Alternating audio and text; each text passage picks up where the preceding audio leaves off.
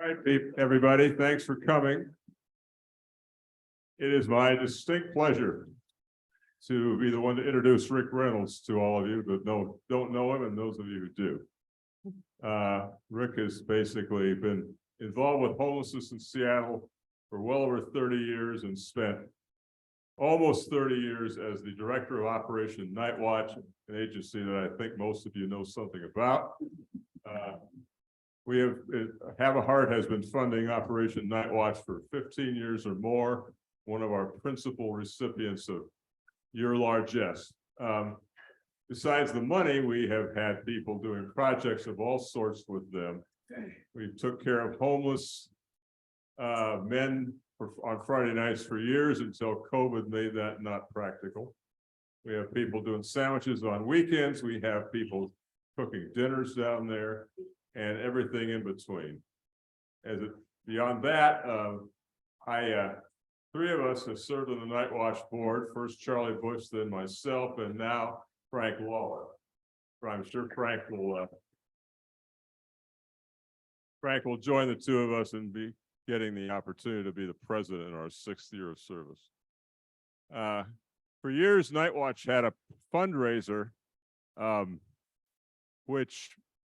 well, they have a fundraiser anyway, but for years in the fundraiser, they awarded a Hero of the Homeless award to anybody. The recipients included dignitaries, people behind the scenes, steadfast, and everybody in between.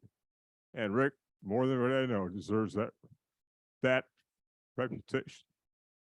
So Rick, take it away. It's yours.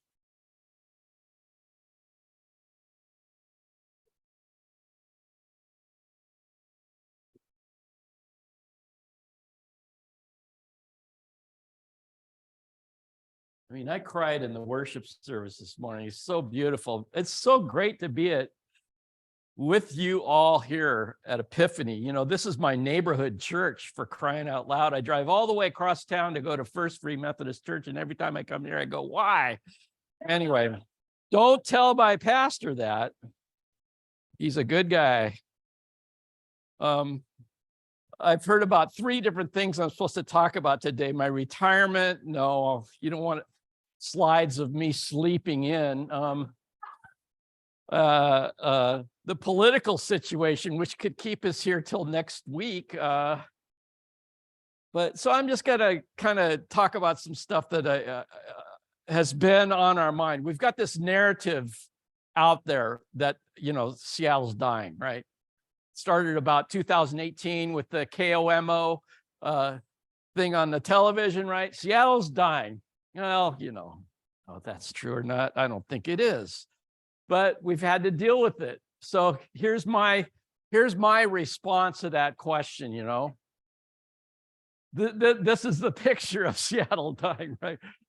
And if you haven't been to the U District lately, this is the scene out there now, you know, because we've upscaled a big part of the University District, which is great for developers and, you know, but they've torn down a lot of low-cost housing that students rented, and they replace it with what they call affordable housing. But what's affordable, right? You know, the difference between a $500 room and a $1,200 studio with a shared kitchen is not, it takes it out of the realm of affordable for our guys. So anyway, so this is just a few little facts, and I wanted you all to see this picture of me with brown hair.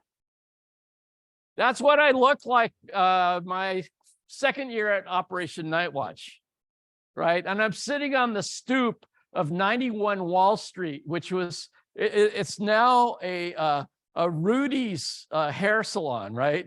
If you go down First Avenue on Wall Street, you roll past a Rudy's and a couple other places where I don't even want to know what a Brazilian is. But anyway, and if you keep rolling, you'll end up in the parking lot of the Edgewater.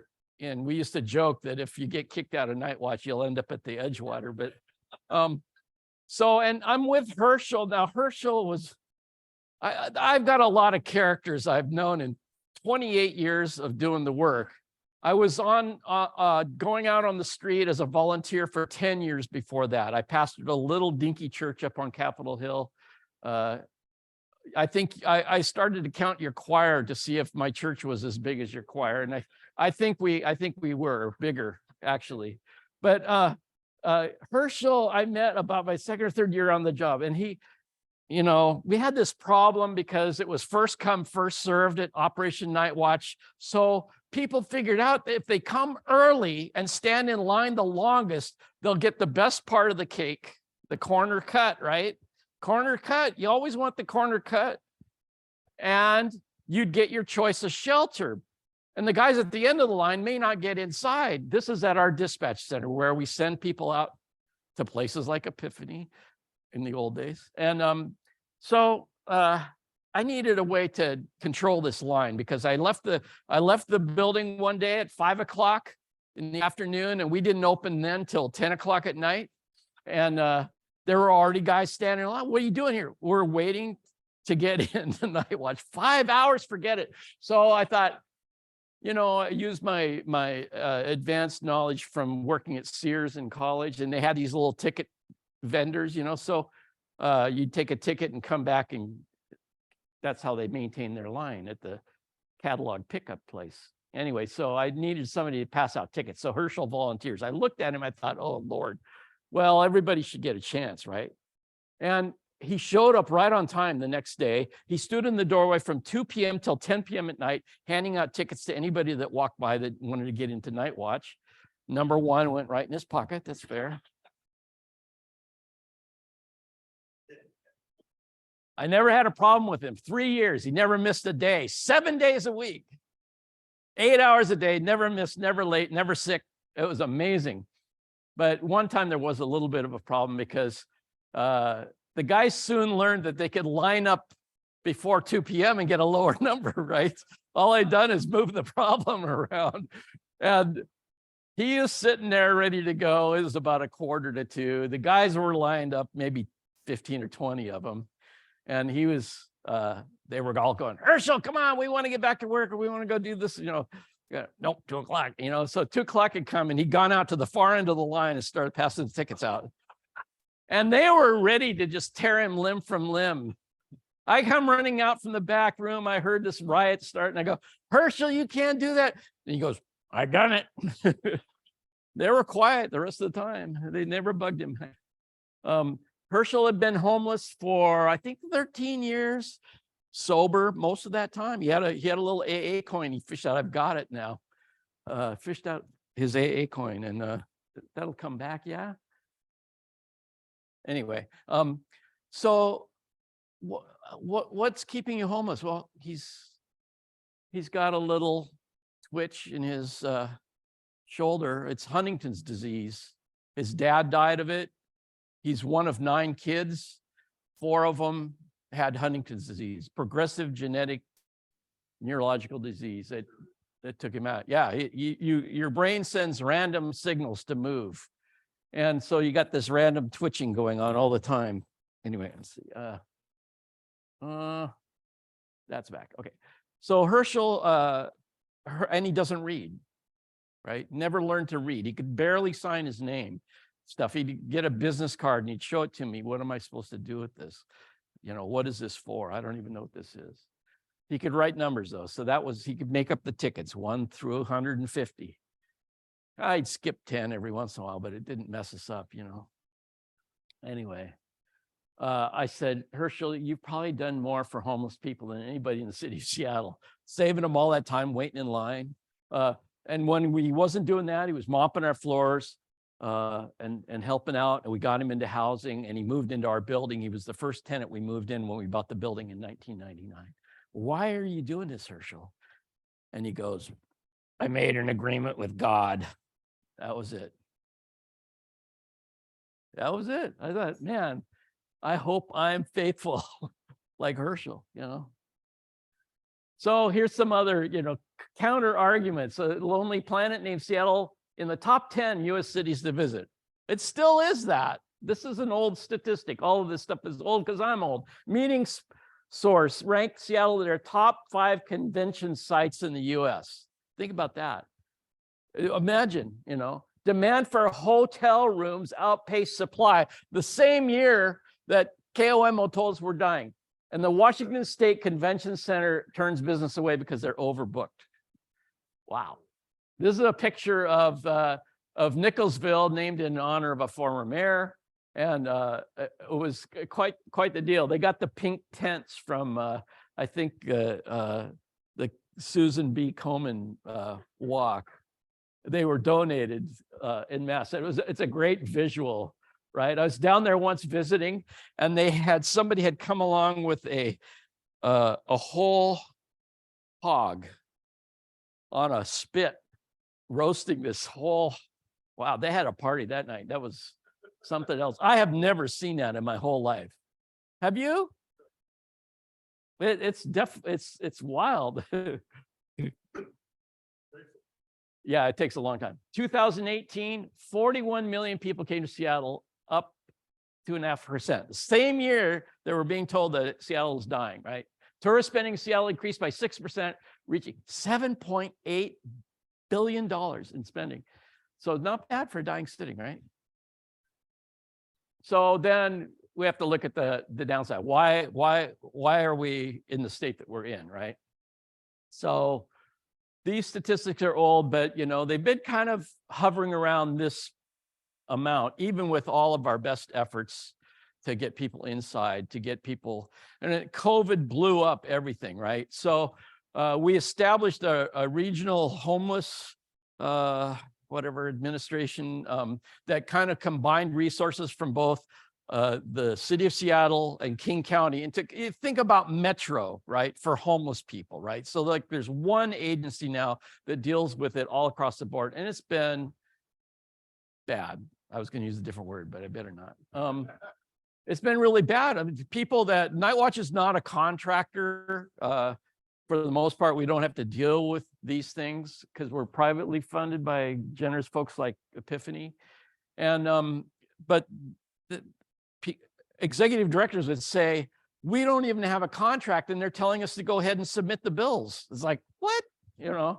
So you can see sheltered and unsheltered. When we talk about homeless population, they do a one-night count, originated with Operation Nightwatch, I'm proud to say, and it expanded to all of King County.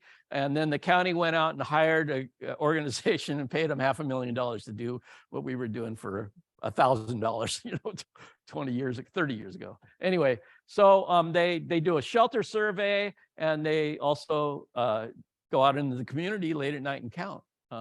And they're still doing that even with the professionals now, and they try to recruit us as volunteers, and I say no thanks. Anyway, I've done my bit. But this is roughly the kind of breakdown. About half are inside, half are outside, and it varies from year to year.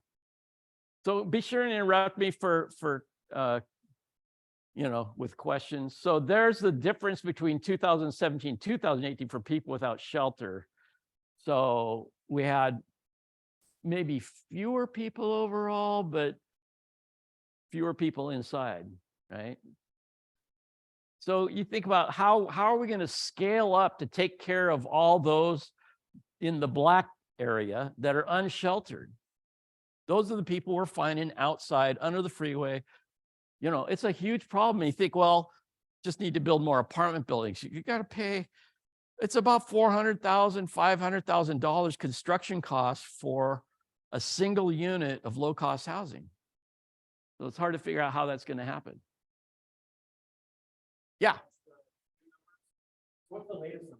I don't have those, and I'm really sorry. And part of it is that they discontinued counting during COVID, and then it takes them. We used to release the figures the morning of the count, and now they have to study it for 6 months before they release it to the public. So if you Google homeless statistics King County, you'll find something, and I was just too lazy to figure it out. Sorry. So in 2019, there was a little bit of improvement, but it's just like the count outside is not, you can't say it's precise. It's consistent from year to year. So you should be able to, it's reliable, but it's not precise, if that makes sense. All right, so this is what the heart of it is right here.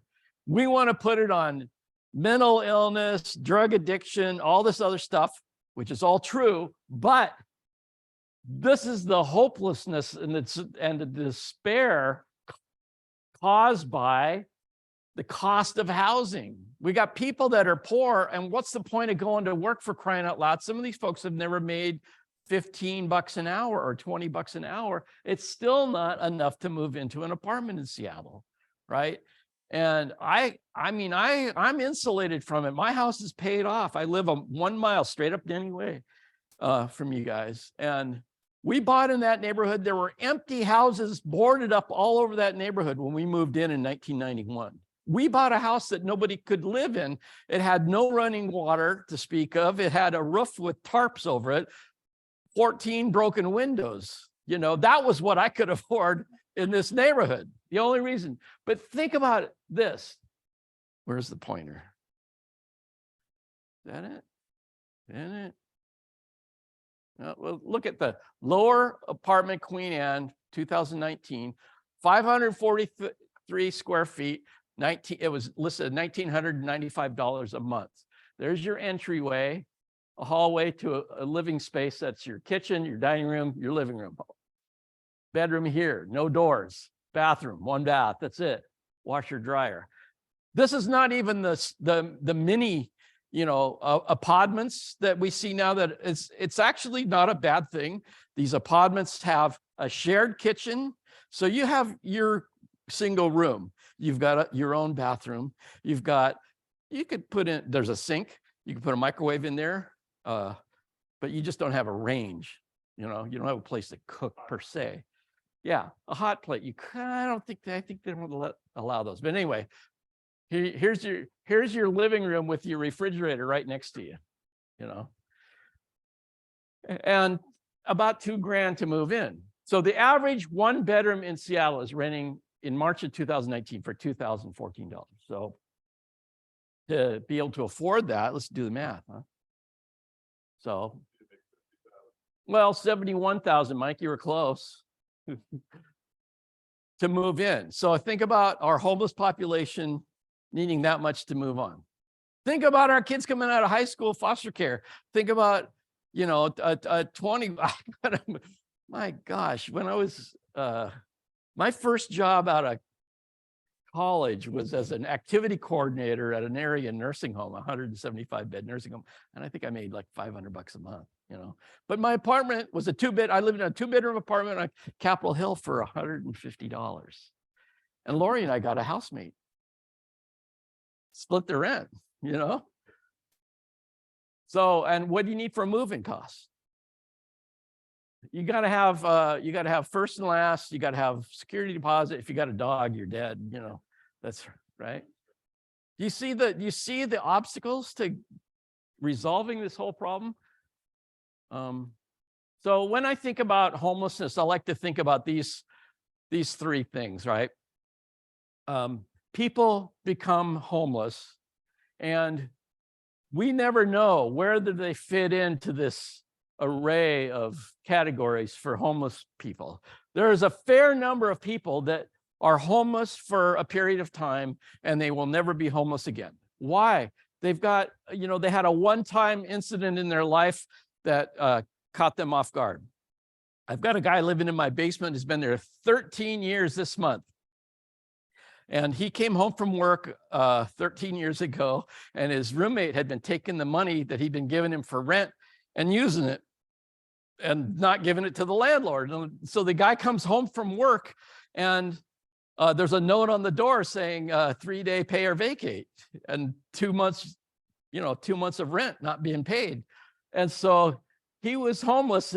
And I said, well, move into my basement for a month and then we'll figure it out. Well, that was 13 years ago. And he's been great. The reason he's still there is he's such low impact. He's one of these guys, he doesn't cook. So I have to put his spoon in his bowl into the dishwasher for him every day. That's it. One spoon, bowl. He does now rinse the bowl out and leave it in the sink for me. So And he's not sure what to do with the recycling. So he rinses out his milk jug and leaves it out too for me because he's not sure which bin it goes in. Anyway, so one and done, right? One and done. And then we find people that are episodically homeless. So they will be fine for a while. Then I had a guy I knew that was in housing. 4th of July would come around. He would go on this horrible bender for a month. I'd find him in the get him on his feet, and hopefully his landlord would let him catch up. But you know, he's fine, except for 11 months of the year he was fine. But that 1 month would wipe him out, and he'd be starting over. And we'd find this is true. We got family members propping them up, and then the family member gets tired of it. They become homeless. Oh, the girlfriend. That used to be my favorite thing to hear about. Why are you homeless? My girlfriend kicked me out. That was it, you know. And so then they'd find another girlfriend, and then they wouldn't be homeless anymore. It reminds me of an old joke, you know, what you call a drummer who breaks up with his girlfriend, homeless. Yeah. So, but what you don't know is if there's underlying problems that that person has in dealing with their homeless situation. What are the underlying problems? They're the ones that we see visually on the egg, it's the yolk. Those are the homeless people that we know about because they stand on the street corners with signs. They're problems for the business. And a lot of our response is geared toward getting these people inside. In fact, these people have priority over these people or these people for getting housing. You know, you have to be, the more vulnerable you are, the more at risk you are, the more options you have for subsidized housing than people out here that look pretty good. Our guys at Nightwatch, they're pretty good. They're in this category. I mean, they've been homeless, a lot of them, for a long time, but they don't really fit that chronic thing. They're not using a lot of public services. They're not, generally speaking, they're not being the problems that some of their peers are. So you got questions about my model? Is it me? Okay. That's such a relief. I always think my computer should come with a 14-year-old. Yeah. Like go in and, you know, raise raise a camp, like tents. Yes. And then they'll say on the news, well, those people didn't want help. They wanted to stay here. That's a great. And I hear it a lot. Yeah. And I'm wondering, what is the intelligent response to that? Okay. So let's talk about human beings and institutionalization. Okay. In my age category, the institutions that I'm afraid of, hospitals, nursing homes, I don't want anything to do with any of that. Our guys have had experiences with school that aren't the greatest, prison, mental institutions, and nursing homes and other care centers, right? Institutions are not great places, and that's what we're inviting them to do. We want to help you. We want you to move into an institution, and we will help you if you comply, right? Human beings do not naturally do that. So anyway, that's my answer is, and there's also this crazy mindset that we all seem to have that I like thinking I can take care of myself, right? Also, that chronic group, if they have responded to their homeless situation through drug use and spiraling out of control, they're not using the logical, rational part of their brain to do anything. They're living with their lizard brain controlling them. The lizard brain is an amazing evolutionary survival thing, right? Thank you. Sorry. I'm so glad it's not me. It's like, could you come over to my house? Because my Wi-Fi is really messed up. Anyway. So this is impacting seniors. Did I answer your question well enough? And if you got anybody else got a question right now? I do have a question. You keep mentioning our guys. Yeah. What about women in Yeah. this situation? Right. And where do they go and what do they do? It's really an interesting thing. There's some really good programs that are specifically for women, like Mary's Place is huge. There's an emergency program that used to be it's moved. Has it moved out of no, your other Episcopal church, Trinity? The basement of Trinity used to host 60 homeless women, and they're really it's really a rough crowd to serve, because they tend to, this is the unfortunate reality of homelessness for women, is they have a commodity that they can sell to stay off the street. All right, so the women that end up being homeless have compound problems compared to the men. There's a lot more mental illness among the women I mean, like, I'm speaking in broad terms here. So lots of problems. Yeah. I just want to say, in answer to Alice's question, the YWCA runs a program called Angeline's Day Center for Women. Yep. That is a daytime drop-in service. And for a long time over in Blodell Hall, homeless women could have shelter in the Blodell Hall at St. Mark's. I'm not sure if that's still going on, I but think it is still going on. okay. Yeah. So that's what I know of right now. And there's I think the women's program that was at Trinity, because Trinity was developing their property, they moved into the basement of First Presbyterian Church, which is the big church right next to, it's not a church anymore, but the big church right next to the freeway on Madison. And there's about, I think, 80 or more women there. So, and they're really at risk. There's just not enough space to accommodate that population of people. It's a big commitment by anybody. Be nice if the city would figure that one out, but they don't seem to be concerned about it. The regional homeless authority is not concerned about it. And I think they're trying to develop housing. Well, they brought in can I just gripe about this a little bit?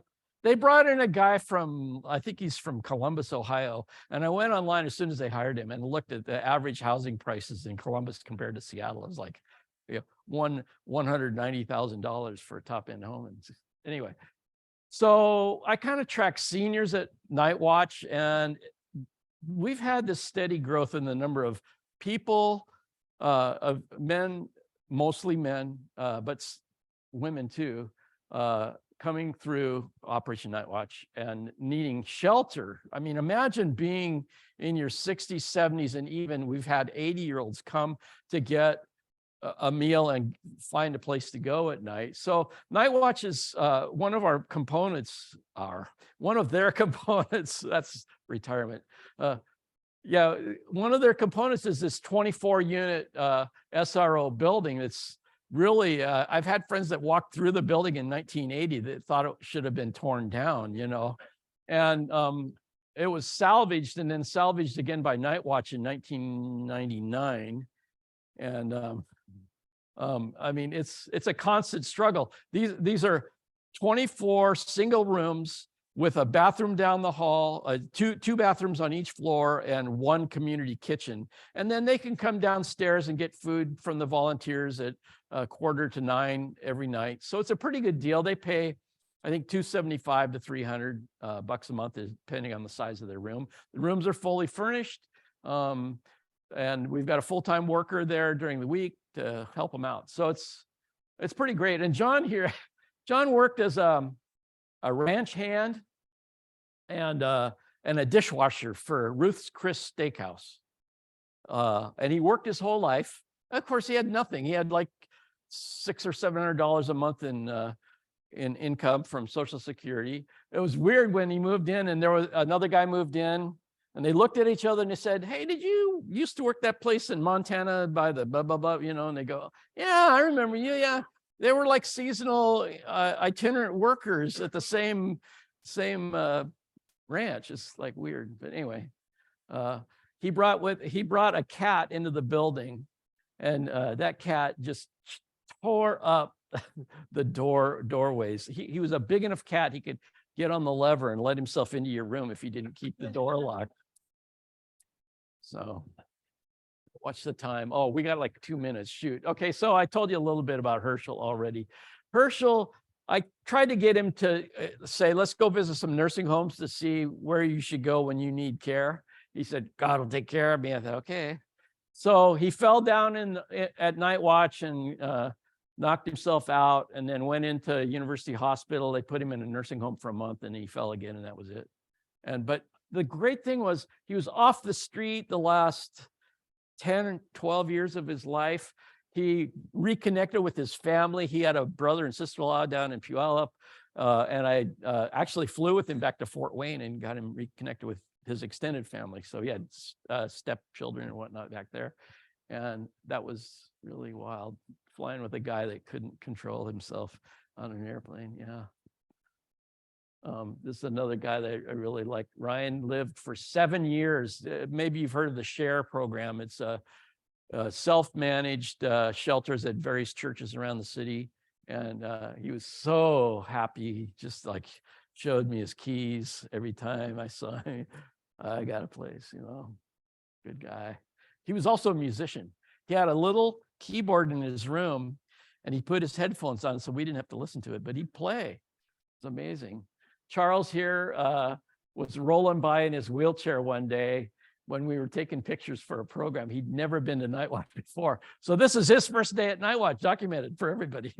And he got into a place run by Compass Housing down on Rainier.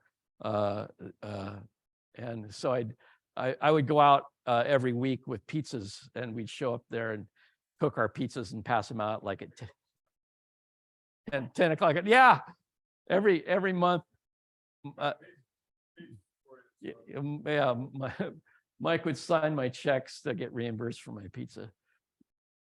So, I always think about this statement because I've been told it over and over again. It's like, without Operation Nightwatch, I'd be dead. I just think, as human beings and followers of Jesus, that we can't turn our back on anybody.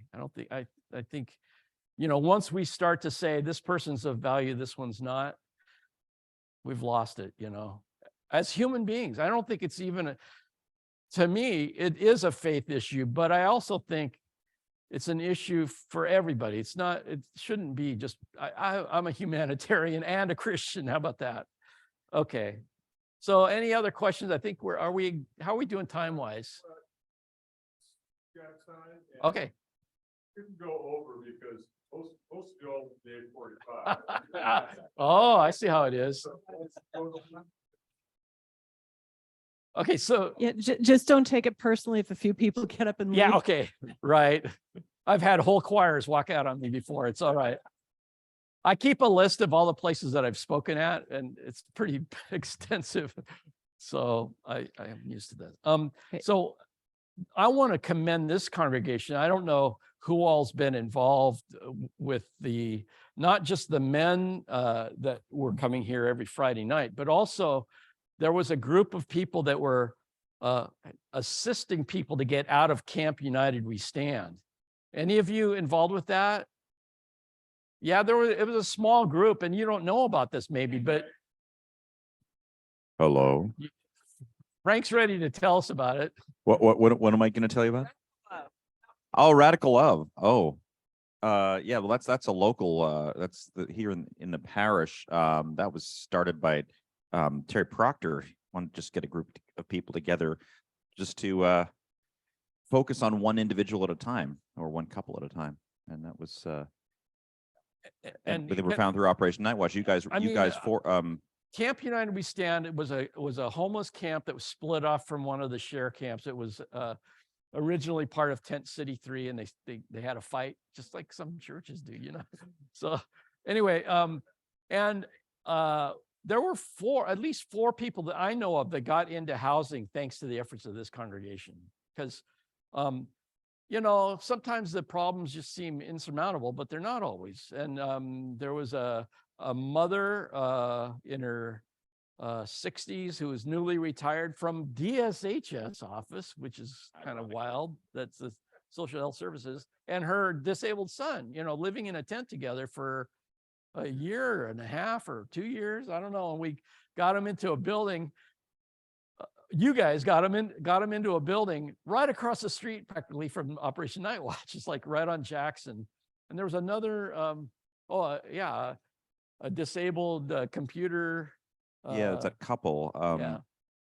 Their names escape me, but yeah. Alana and Alana and Matt. Matt. Yep, that's it. Yeah, and their cat. And they moved in. It's been great, Yeah, hi, Karen. What we did was help them fill out all these forms and get this form done and that form done and. Yeah, I think there were some obstacles too Yeah, that they had to be overcome, like, debt stuff that was resolved. Yeah, but they just couldn't navigate the system. The system is really pretty complicated. Since I've left Nightwatch, I still continue to help homeless people. And the technology divide, the divide caused by technology is making it worse for some people, because I've got a friend that just got into housing. He worked for an agency downtown. He was living in his RV because he's got $70,000 worth of school debt. And he thought he could move into the RV and pay down his student loans. He's 50. He was 50 years old when he went back to school. He's got this huge debt on him. And when you're living in an RV, you don't have a chance to charge up your cell phone. You don't have Wi-Fi service, ability to get online consistently, and notices would come to him, and he didn't, it's just overwhelming to him. And you start to drop off into despair. He relapsed after 29 years of sobriety, and I just kept going out with taking him out for coffee. And I've been going to AA meetings with him for a year and a half now, and he's getting it back on course, but he's got an apartment now and things are looking up, but he still needs a lot of help. Yeah. And part of it's his own brain at age 66, not functioning the greatest. And part of it's the technology stuff. Yeah.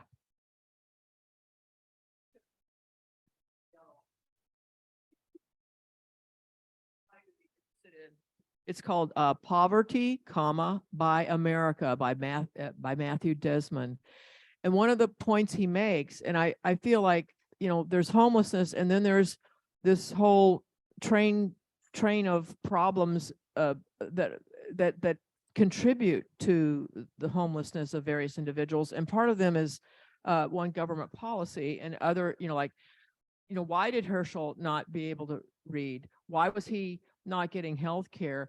And there's this whole trainload of issues that are part and parcel of homelessness. So one of the points made by in this book I haven't read it yet, but I'm eager to read it. He says that when you look at, for example, the federal government subsidizes homeowners to the tune of billions by the mortgage deduction, and that number, whatever it is, I can't remember, is far, far above the few billion that we as a country could, work on with housing. So his basic point of this book is that our policies and our attitudes and our laws favor those who are already well off and comfortable. And the people who are well off and comfortable are the people making the laws. So our problem is really much more systemic than just the people we see without shelter on the street. Thank you for that, Holly, so much. I used to have a graph of what the mortgage deduction means, and then the declining amount of the real dollars that is going into low-income housing subsidies, right? And at the second Bush administration, and I don't want to get too political, but I will, because you're not paying me. They set up a housing czar, a homeless czar, in the Bush administration while they were cutting funding. And then they started, the one night count started. It's kind of like No Child Left Behind. And, it's for homeless adults, homeless people. They want you to be able to prove that what you're doing in the community is making a difference in terms of homelessness without taking care of any of the systemic things. And they will cut your budget if you're not able to meet these certain, target numbers. And I say it's, the 10-year plan emerged out of that. And really it was a 10-year plan to end homeless funding is what it was. So we're trying to, I have a really simple question. Is this fixable? it's funny because I used to walk down, I worked at the King County Jail at another, in my other life. I worked at the King County Jail and I would start my work day at 3 a.m. and I would walk from Capitol Hill down there because it was not the best transit connections that time of day. And I wouldn't see any, there was one homeless woman in the public safety building lobby that people were sort of alarmed about, and we've almost gotten jaded to it, right? Yeah. And I think, okay, so so like we just passed this thing with the homeless development at the city level, right? And I'm still trying to figure out why. I think people are so desperate for a solution that they're willing to vote for anything, but it doesn't make any sense. You've got all these experienced nonprofits trying to do development of affordable and subsidized housing, right? And now you've added the city as a competitor with those groups who has no background or history of doing housing development. The main problem is a lack of funding, and now you've got more demands on that funding. I don't get it. I mean, Now I have a monstrous problem. Oh, From PBS, and they passed a multi-million housing levy. Nobody will let these things into their neighborhood. right. It's all Yeah. as it when that was. Can you imagine what would happen to Madrona? What happened in my backyard is Venice Beach, where I don't want them living. Yeah, that's a problem. Well, somebody mentioned sweeps earlier too, and I just wanted to mention that because, this is like, all it is chasing people around town, right? So my friend that I described that was living in his RV, he was down on Utah Street about a block north of Starbucks. There's a whole bunch of RVs and tents parked along there. And soon who your good neighbors are and who your bad neighbors are, and who you got to watch out for among that group of homeless people, and who is a reliable companion for you. And they would come through and they'd sticker everybody. We're going to sweep on next Wednesday. So everybody would get their RVs running again and go around the corner down to 3rd Avenue, which is, between, I don't know, was it Holgate and, right in there, still in Soto, all lined up, same guys, probably the same order,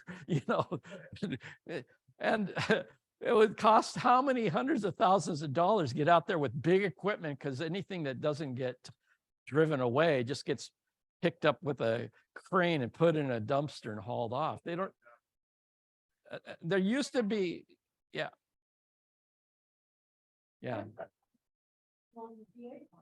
And see, what I would say is, why can't we work with those people to get them services like in place, Santa cans, portable showers, dumpsters, and then start to make them do stuff on behalf of the community, and not be this, they say it's a carrot and stick, but it seems to me like it's been all carrot, all stick, no carrot, for most of them. So anyway, there's been some great innovative responses in Seattle, though. I don't want to make it sound bad 100%.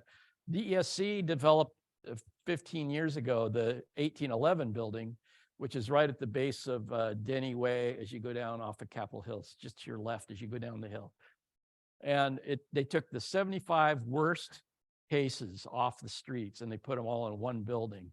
And it's amazing what happens. People start to moderate their drinking, seek help for their addiction disorder, start to resolve some of their mental health problems. They're there where people can actually help them. So amazing outcomes. They save millions of dollars in public dollars by building that building every year. So, yeah. Is Seattle, I would love to hear more about anything else like positive Seattle is doing that we should be leaning into Yeah.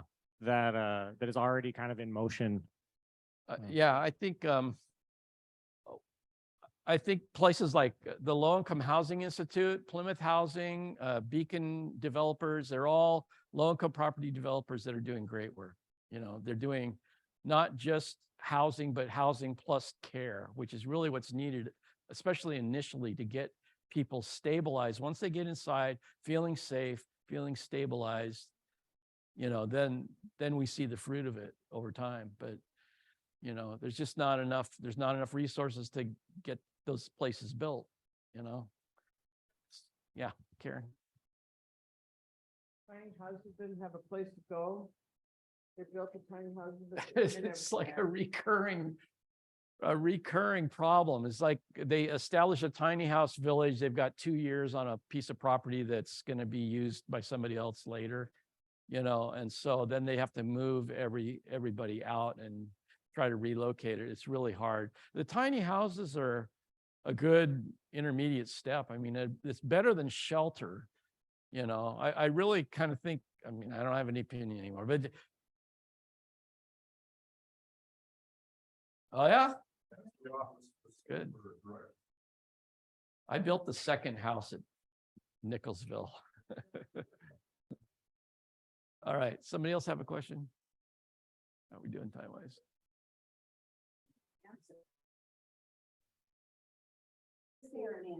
It depends on the question you're asking. Do we want people outside in the rain? No. Tiny houses provide a sense of community and stability that's not possible for people outside. So is it a long-range problem solution? Probably not. But it's this person's solution, maybe for the next 2 years. They work with them to get them into housing. So a lot of the people that exit tiny houses are going into housing. Yeah, then the next person comes in. So, yeah. And I think that communities are learning that they don't impact the neighborhood like they're afraid they do. There's always a lot of upset when there's a new homeless anything in a neighborhood. Nightwatch had to deal with it. You know, it was really weird when the Indian Center moved into the building that Nightwatch's offices were in. The Indian Center served homeless people all day long. And they had business owners in the neighborhood that said, you guys need to get it together. You should be more like Nightwatch. It's like, oh man, I can't believe that guy said that. You know, it's like, he was like going around threatening to kill me at one point. Well, thank you very much. Thank you for your loving support.